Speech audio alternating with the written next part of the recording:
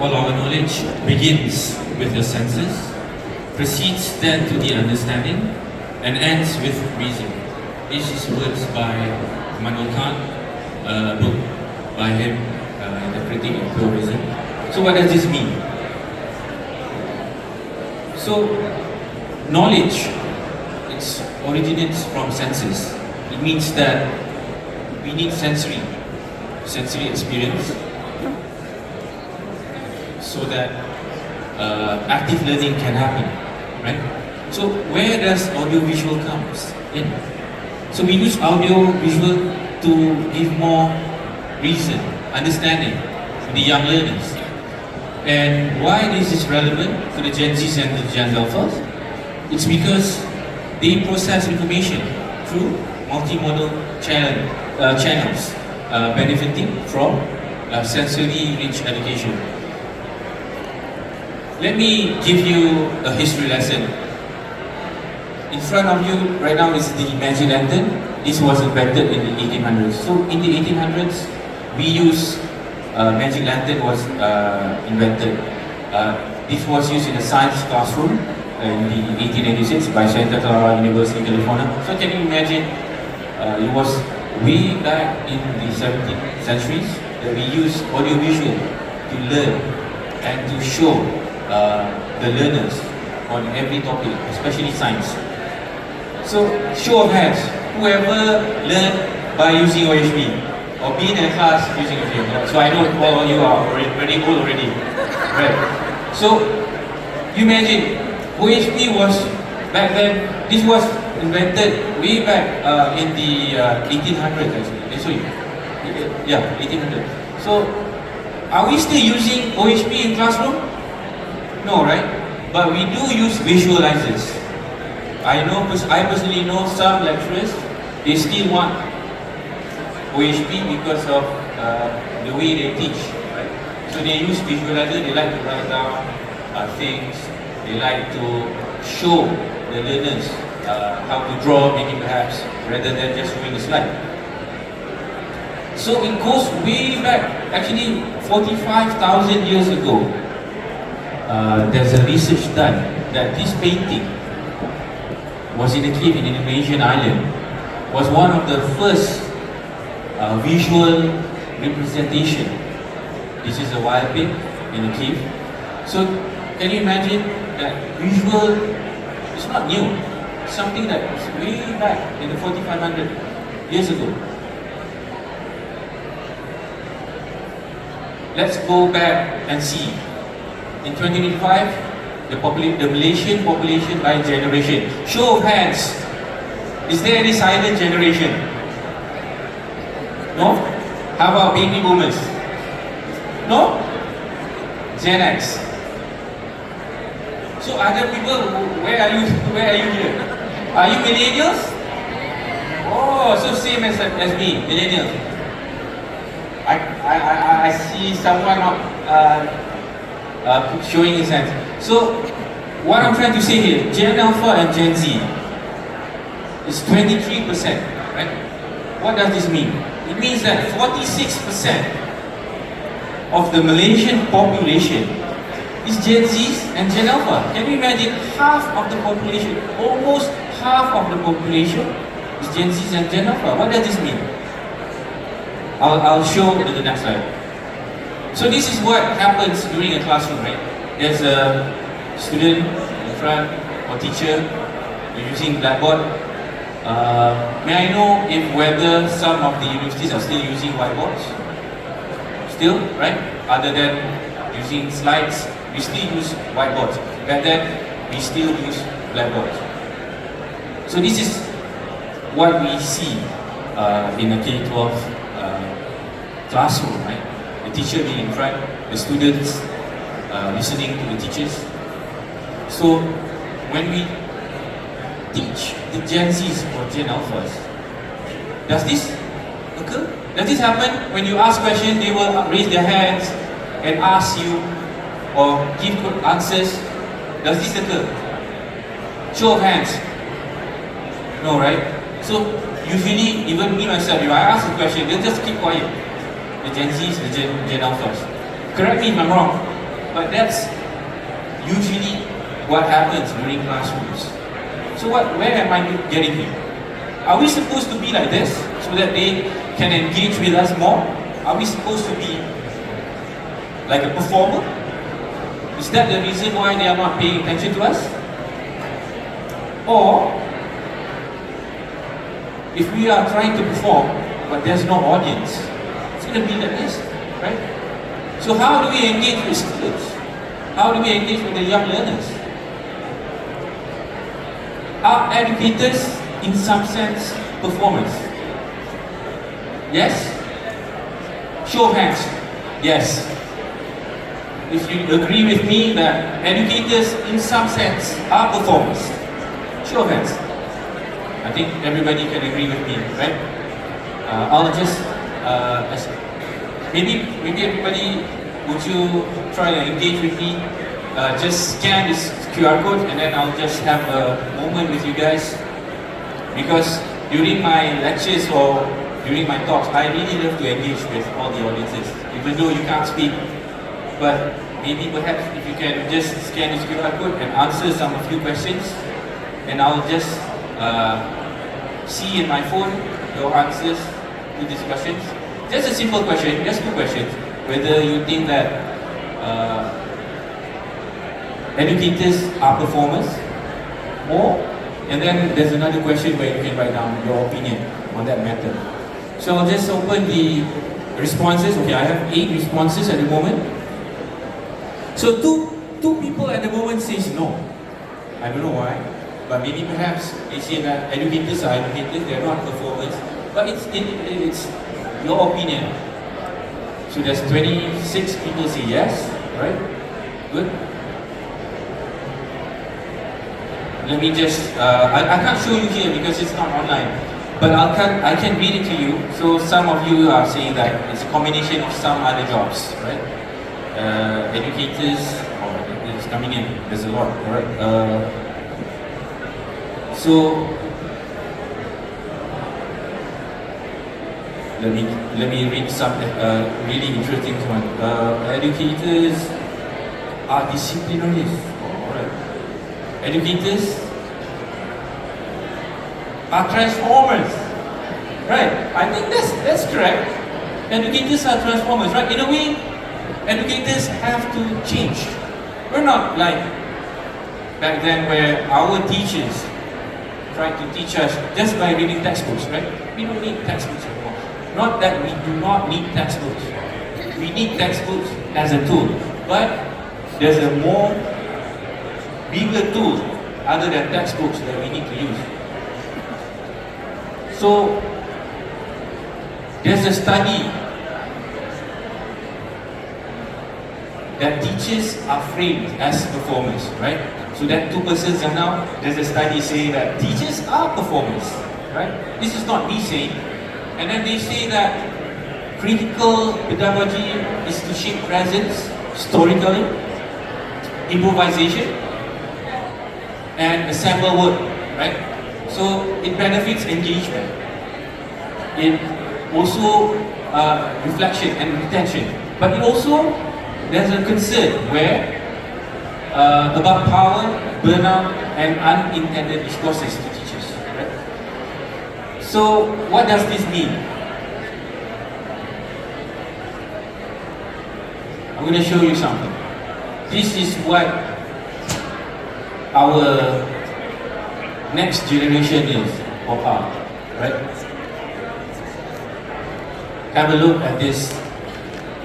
This is the Gen Zs and Gen Alpha of our generation. This is how I portray them. Where they are always with their phones, they are always trying to watch something, not just maybe any screens, maybe TVs. Correct me if I'm wrong. Show of hands that you agree with me that Gen Zs and Gen Alpha, these are the things that we are looking into. So, how do we design effective audiovisual content for Gen Z and Gen Alpha? How? We don't. Right, if you guys are expecting a course for 30 minutes that you, by the end of this talk, you will know how to design effective audiovisual content for Gen Z and Alpha, I think you have mistaken me for what I'm trying to say or give. But in a way, I'm trying to say something else. There's a key principle for audiovisual design, right? So, what are they?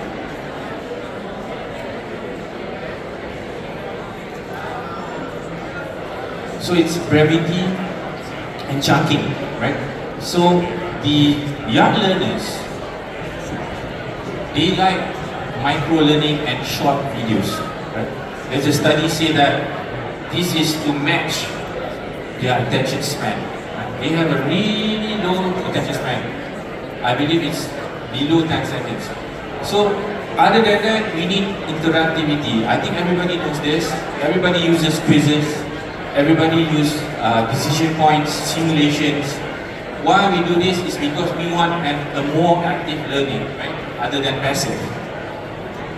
And there's also a study saying that we need high quality visual. Why is that? We need high quality visual. Why we need narration, captions, on-screen text? Because they are learners with multimodal redundancy. I believe it's not just the Gen Zs and the Gen Alpha. Who here watch Netflix but they need the subtitles on?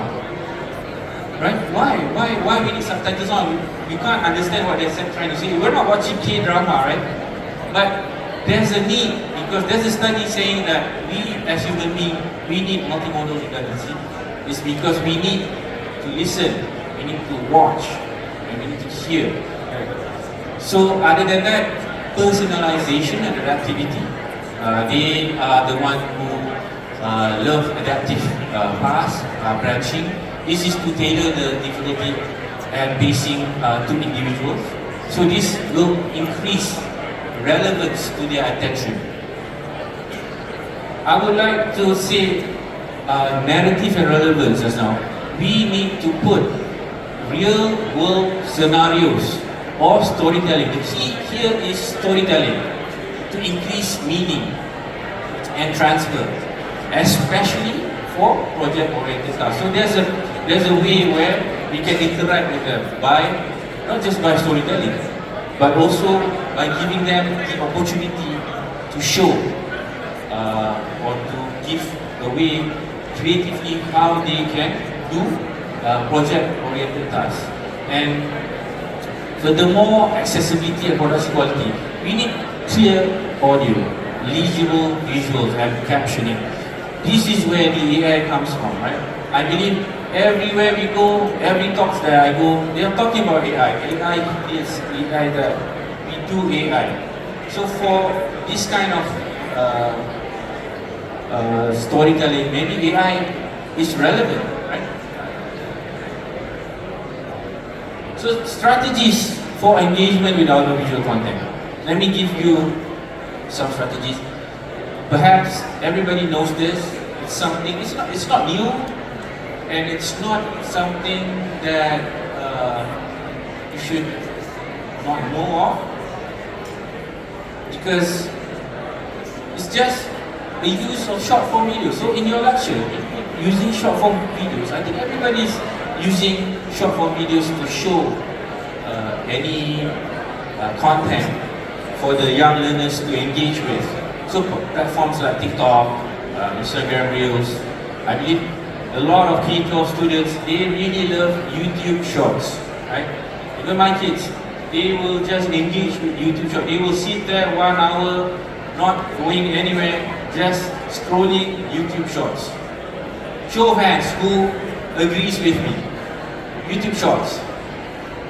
Even me myself, I also watch YouTube Shorts, but in another educational way. So the videos should be under 2 minutes, right? So with a clear hook in the first few seconds. For instance, they do not want to watch a 4-minute video of how to maybe do a science project, but they want something engaging. That's why classrooms are created where you should collaborate or use other tools other than videos That's why what Immanuel Kant mentioned just now in my earlier slides is he said that sensitivity is the key in a very engaging audiovisual or educational context. So other than that, incorporate storytelling. I did a research back then where what is the key to a really good audio visual? Actually, the first thing that I found out is storytelling. There's a research telling that storytelling is the key to any content and any lecture that you can give to a young learner. This is because they want to connect with you emotionally. They want to retain information. So, do you still remember when we were kids? When someone is sitting in front of us and telling us a story, we would just sit there and listen to them. Right? It can be anyone. It can be our father, it can be our teacher. But that's how we are connected. That's how we as a person feel that storytelling is the key to any content. So the young learners, what they love is having characters. They love the scenarios. And the most important part is a real life example. So meaning to show if you're trying to teach them empathy, a real life example, a story would really benefit them, and then it will really show them how to know about empathy. Because they know that the content is relatable to them, and also as we as a person. So I believe everybody knows this. Gamification. Gamify the experience. Like just now, I asked everybody to scan the QR code. I think this is this is not new. I'm just pointing out that it is a good tool if you want to have a really good audiovisual content, an audiovisual engagement with the young learners. They really love challenges and interactive elements. I just discovered a new, I would say a platform. Blooket. Show of hands, who knows Blooket? So I believe I'm also new to this. You know why? Because when I get home, my daughter will ask me to play Blooket with her. So I will just play for like 1 hour with her. And the topic is about not other than K-pop Demon Hunter. So, Blooket is a really good platform. I think you, all the educators can try out. It's really good. It has engagement. If you're trying to teach maths, if you're trying to teach a subject, Blooket is a really good platform for you to teach your kids, so that they can engage in class, and also they can go home and they can also continue what they are learning. Other than that, leverage animation and motion graphics. Simplify complex concepts with animated explainer videos. They don't want to listen to a 4-minute video about how to do calculus or whatnot. So you need to really simplify complex concepts by using short videos, maybe a 4-second videos, so that they can engage, so that their retention level will go and follow the education or the learning concept. And then you use vibrant visuals and dynamic transitions to maintain interest. So for instance, I know that at the moment K-pop Demon Hunter is trending. Use K-pop Demon Hunter as your content. Maybe just show a picture or a video of them trying to elaborate or trying to give meaning to something, right? But it can be other than that. I'm just giving a few examples. And we need to encourage creation, not just consumption, right? What does this mean? You let the students create their own videos or multimedia projects. You use tools like Canva. I believe Canva is here.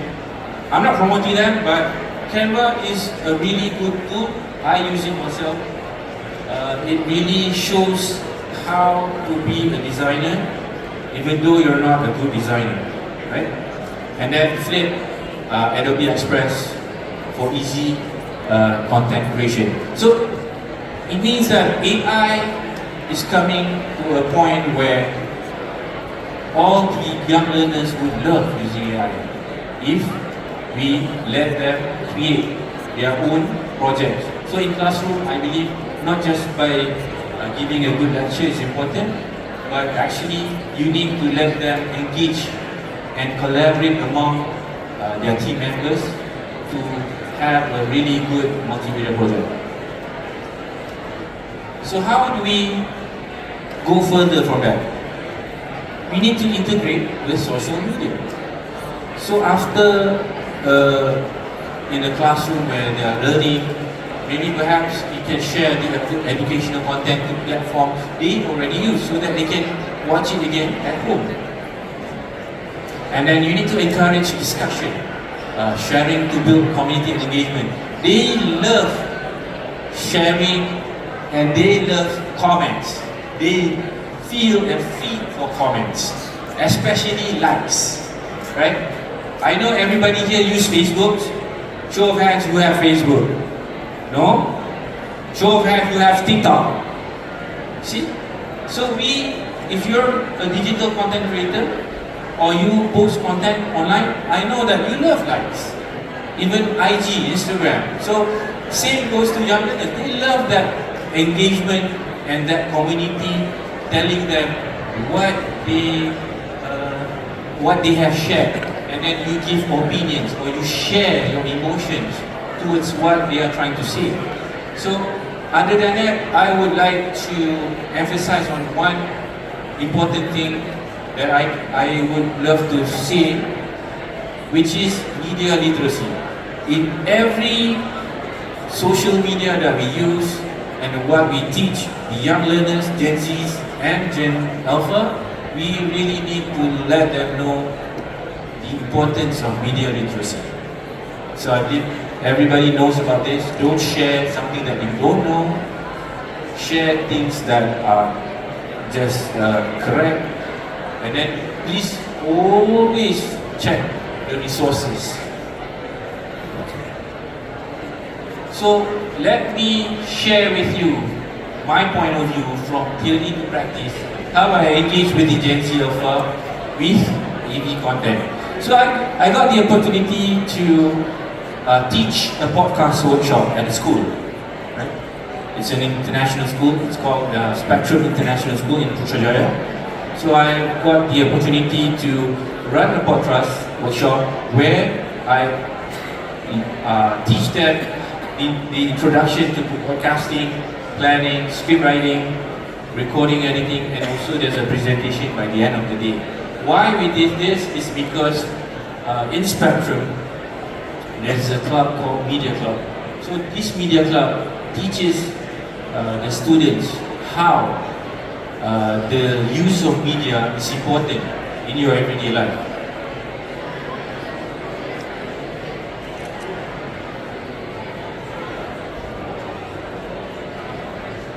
So this is just a picture of me. So what I've learned here, right? They won't answer your question if you ask. Right? But what you need to do is, you need to personally know them and ask them question, then they will react. They're not shy, it's just how they are. So what I did during my workshop is, before I teach them anything about podcasting, the first thing that I did was I let them draw. I sent all these forms. It's just a simple form with a name, year, and then I'll just tell them, list down the things that you like. Really simple. It can be anything, it can be creative.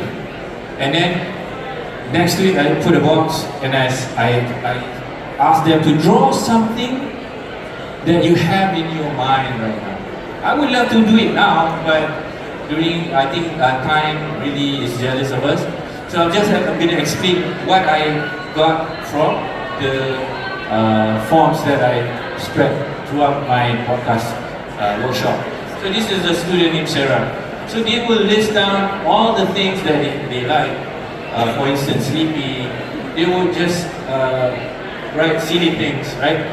And then what interests me is this part where it's just her sleeping, trying to go home and sleep. So all the young learners, they love being at home, being at the couch, being at their bed, sleeping after a long day at school, right? So you can imagine how you are trying to engage with them during classrooms. This is a boy named Mikael. It's the same thing. Boys will love football, right? They would say, I love my mom, listening to Quran. And then they would say, I love my hair, I love hairstyles. Because I asked them to be creative, right? And then it's the same thing. It's just them sitting on their bed or sleeping with a fan or air conditioning, right? So there's a pattern here, right? Same goes to here. Jana is also a bed. And then there's popcorn, but he got more creative. There's popcorn, there's pizza, there's ice cream. So these are the things that we need to know. You really need to learn and know what your young learners want or what are in their mind. Not just us trying to teach them something, right? So this is another, this is a very creative one, Mr. Ali Imran. So he is the one who taught me about country balls. I've never heard of country balls. So apparently there's a character named country balls, where the character is in the shape of a sphere or a circle, and then it's countries, right? So all these countries have their own characters. So I believe Mr. Ali, he has something else. So it's not just about sleeping. It's also about being creative. So these are the things that I believe we need to understand, the young learners. So what did I get from all the forms? I analyzed and I got that they love movies, they love Netflix. They're the same as adults, right? They love animated shows. Some of them mentioned SpongeBob, right? I think this is the pop culture that all the young kids love, SpongeBob. Right? Few moments later, right? Those are the things that if I ask them to do a presentation, there will be that slide where it will say a few moments later, right? So other than that, they love drawing. What shocks me is some of them love philosophy. Can you imagine a 13-year-old kid love philosophy? Where they mentioned Kafka or Dostoevsky. And then they love history and mythology. Actually, they have the same similar things that they like, right? And then they love documentaries and conspiracy theories. And then their learning preferences. They always will draw TV, phones, and characters. And then they also love video essays. So how about physical and social activities? Sports. They will love sports. And these are the things that I deep down inside my heart, I am glad that they also include their family, friends, and also school life. It's not just about playing. So emotional and mental states. I believe they only have the desire for comfort, right? They love sleep, staying at home, going home. And then humor, I think humor is everywhere. They will write something silly like study books in trash can, right? It's just showing that they don't love studying. And then their self-expression through hairstyles, fashion, and identity. So what we can infer here, as I can conclude, that audiovisual content resonate deeply with Gen Alpha. So they love pop culture, they love storytelling, and also humor. And then we need to use multimodal narrative base where we use video essays, animated experience, which will align with their cognitive and emotional preferences. And then the most important part, Let them be free. Let them have their own creative freedom, personalization, and then they enjoy expressing through drawing, fashion, right? And then how they engage emotionally is by their comfort and humor and relatability to the real world, and this will enhance their learning experience. Other than that, cultural relevance, which I mentioned just now, they like anime, music, mythology, and history. So these are the things that I asked them to write down in terms of how their podcast would look like and what it is all about. So I can conclude that the top teams are same as what they like. So you see the pattern here, right? When they love football, they will do a podcast about football. If they love history, they will do a podcast about history, crime, food, and fun. So what this tells us about the Gen Alpha learners? So they crave for relevance, right? They crave for relevance where topics are always relevant and near to their heart. And then they value voice and opinion. They love your voice and opinion and their friends. So remember, always ask and give feedback, not just from us, but also for them. And then they learn through stories. They love the story. If you start a class, give a story. If you're starting your classroom in the morning, give a good story so that they can hear, they can relate to whatever you're trying to teach further on.